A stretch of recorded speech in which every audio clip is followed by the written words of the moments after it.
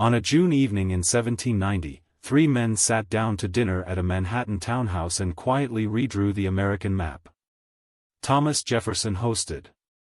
Alexander Hamilton needed congressional votes to pass his debt assumption plan, a scheme to have the new federal government swallow the state's Revolutionary War debts. James Madison had those votes. The price: move the permanent capital south, to a strip of Potomac riverbank that was equal parts clay and ambition. The Republic's seat of power was born from a dinner-table bargain. Nobody asked the mosquitoes. Pierre Charles L'Enfant arrived with a vision that made the dinner guests look modest.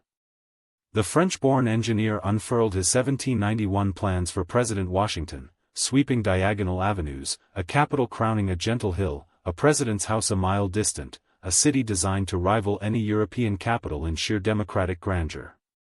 Washington was impressed. Then L'Enfant demolished a house belonging to a commissioner's nephew because it blocked New Jersey Avenue. He was dismissed inside a year. The grand plan survived him. The city itself was another matter. What followed was a decade of mud and improvisation. Enslaved workers and free laborers quarried buff-colored sandstone from Aquia Creek in Virginia, hauled it up the Potomac by flatboat, and set it in place while tree stumps still dotted the building sites. The district's three appointed commissioners squabbled, overspent, ran short of funds, and issued IOUs to contractors who grew increasingly skeptical. Philadelphia, the temporary capital, watched with ill-disguised amusement.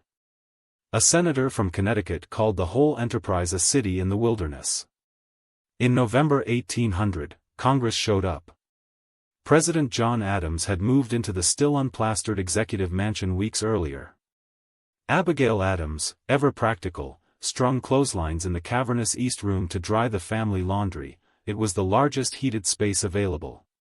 On Capitol Hill, only one wing of the building stood completed. The Senate and House shared it, separated by a wooden partition.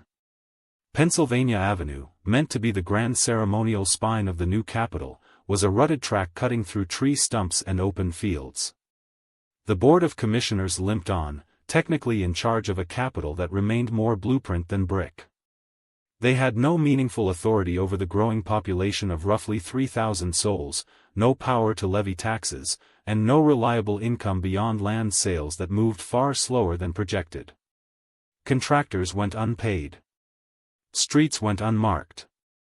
Congress, watching from its cramped shared wing, had seen enough. In May 1802, Congress passed an act abolishing the Board of Commissioners and incorporating Washington as a city. A mayor-council form of government replaced the discredited three-man panel. Thomas Jefferson, now president and deeply invested in the Capitol bearing his old friend's name, appointed Robert Brent as its first mayor. Brent was a Catholic, a Maryland planter, a man of even temperament. He accepted the post of a city with unfinished buildings, optimistic street names, and boundless theoretical importance. Here is the quiet irony the city has never quite shaken. Washington was designed as the seat of self-governance for a new republic, and yet its own residents would not elect their mayor for another 2 decades. Congress held, and to this day holds, final authority over the district. A city conceived in the image of democracy, governed since its first morning by people who live somewhere else. The last brick of that dinner-table bargain has never been fully laid.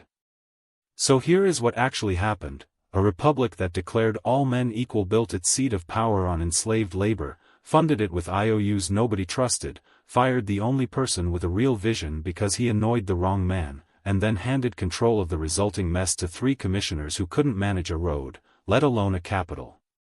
When Congress finally arrived, the president's wife was drying laundry in the East Room.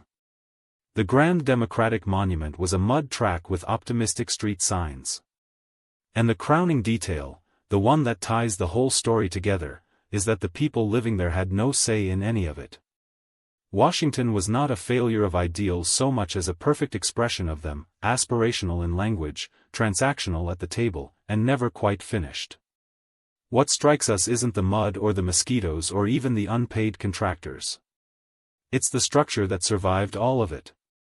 A city explicitly designed as the home of self-governance, where the people who actually live there have never governed themselves, not fully, not once.